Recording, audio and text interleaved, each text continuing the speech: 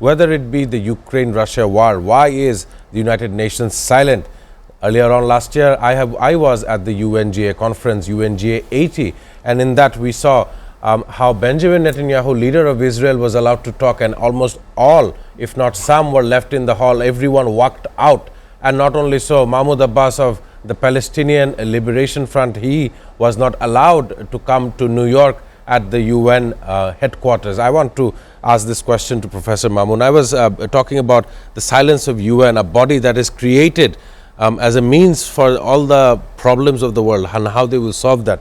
And of course, it's not only that, the United States itself has moved away from a lot of the organizations inside UN. One of those include UNESCO, the cultural wing of this entire program. US has stepped out where the Chinese government, Chinese administration steps in. So this is a new world order in which US does not seem to be alone. There is China and Russia following afterwards. I want to understand from your point. If you critically review United Nations, even after the Second World War, the biggest failure perhaps is to fail or to act against the genocide in Palestine. And what you say that is showcase or it gives an intimation that ultimately this is the second chamber or the higher chamber of one of the US Parliament, nothing else. And if you look at the structure of the US, I think it's an old academic discussion, but for your audience, that Super 5, they controls everything. And you have correctly pointed out the incidents of Benjamin Netanyahu, when almost, except 6, 7, almost left out the whole auditorium, but he continued speaking. And that prevailed. How come? Can that be a structure where you feel that your last shelter or your friends or allies chairs are beside you who to support?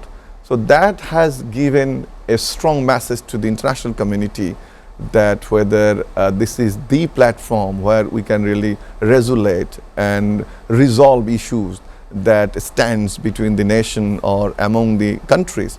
This is one of the things. And recently, this is no way acceptable, the Venezuela model. Who knows, that could happen to any countries of the world with less weapon, with less power, with less people.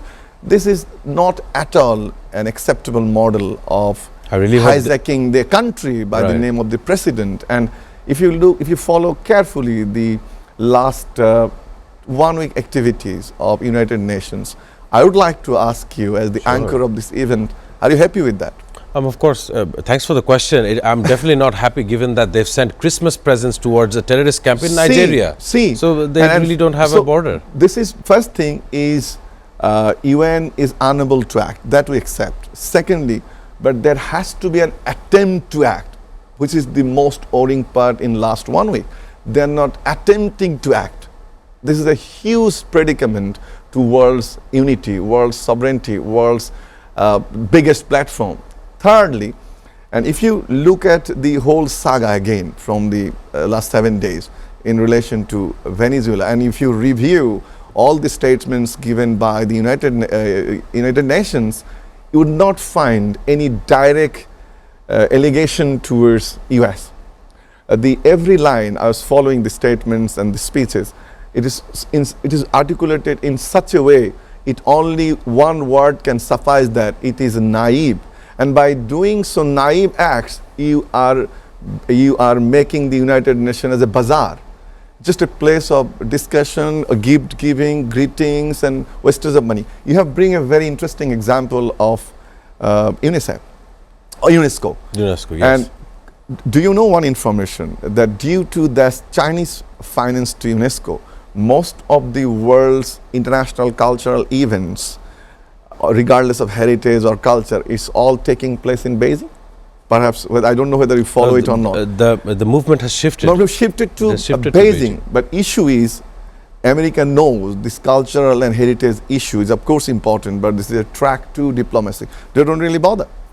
And have you heard from US administration that they will again come back or they will refund or fund this? They are not.